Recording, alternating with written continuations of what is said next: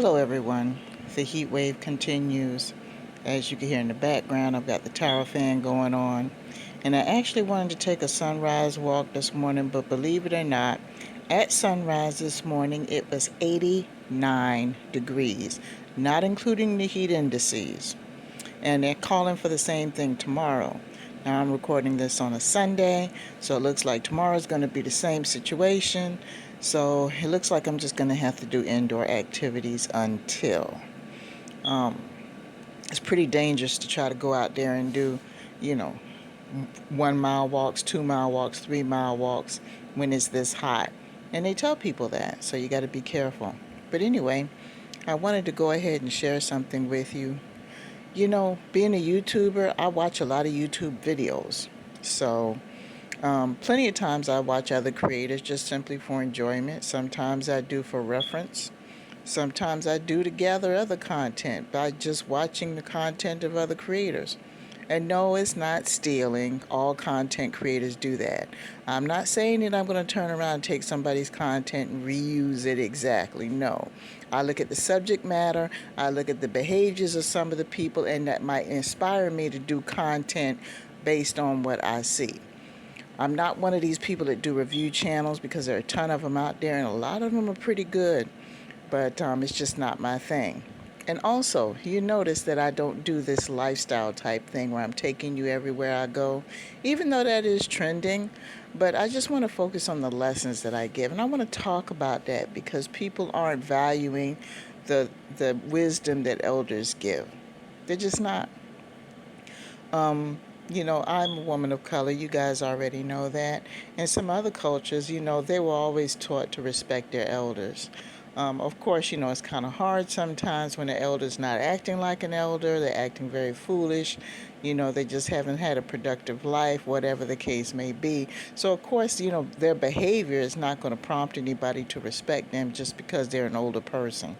And I talk about that in another video.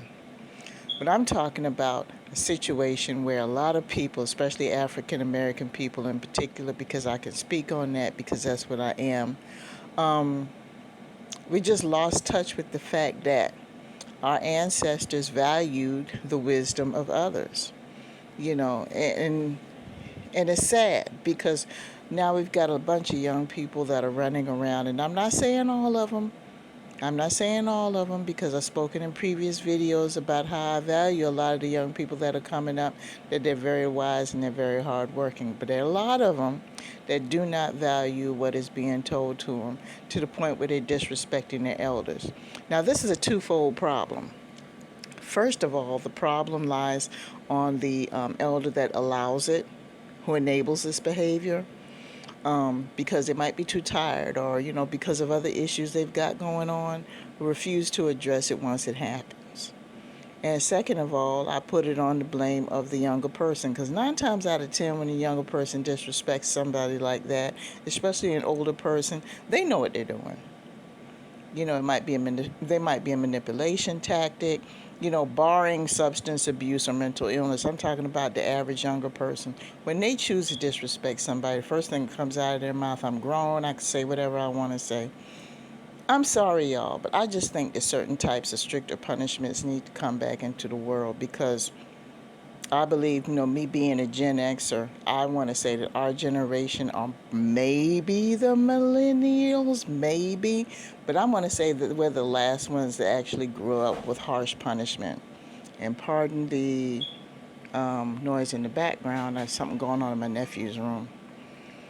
But anyway, I wanted to go ahead and share this with you because, this business about, I got freedom of speech, I got freedom of speech, I got freedom of speech. But the thing is, the people that go around talking about freedom of speech all the time, the minute somebody calls them out on their bullshit, then they turn around and they get all in their feelings. So you can't have it both ways. You can't. If you could dish it out, then your ass needs to be able to take it, and that's all that is to it. And if you can't take it, then don't dish it out. You can't just assume that you can just say whatever you want to say to people, especially people you don't know, and just expect them to just bow down and to accept that. You don't know what kind of day that person is having. And people need to be called on the carpet on it because I think that if you establish that mutual respect from the beginning, you won't have to worry about these situations. I was watching some shows the other day, and some of these modern parents with the timeout and all that jazz and everything else. I'm not going to even talk about y'all because for some of you it works and some of you it doesn't. You got to think about the fact that your children got to go out into the world and they got to learn how to deal with the world. Now, I shared my testimony about how I was too sheltered. I was. So when it was time for me to go out in the world, I fell for every trick and scam and scheme in the book. And then I didn't know how to process that well. Instead of learning from it, I tried to pull those same scams and schemes and tricks on other people. I was projecting my negative feelings on the other people. I had hang-ups about this and hang-ups about that, and it wasted a lot of time in my life. And what that does is people fail to understand is when it's time for you to get a partner in life, time for you to get married or have a relationship or have children or anything like that, nobody's going to want to deal with you. They're not. They'll deal with you for a little while, but they're not going to want to deal with you because they don't want the emotional burden of having to carry your struggles as well as theirs. It's too much. So anyway, I don't have too much more to say on that. But y'all just kind of be careful with that business. And don't let it happen 1, 2, 3, 4, 5, 6 times just because they have a familiar tie. Disrespect is disrespect. It doesn't matter who you are or where you're coming from. And once that's done to you and you see that that person has a pattern of doing that with other people, stay away from those people. That's all you got to do. Just stay away from them. And if you do have to deal with them because of a familiar tie, whatever the case may be, just do it as needed for a limited period of time.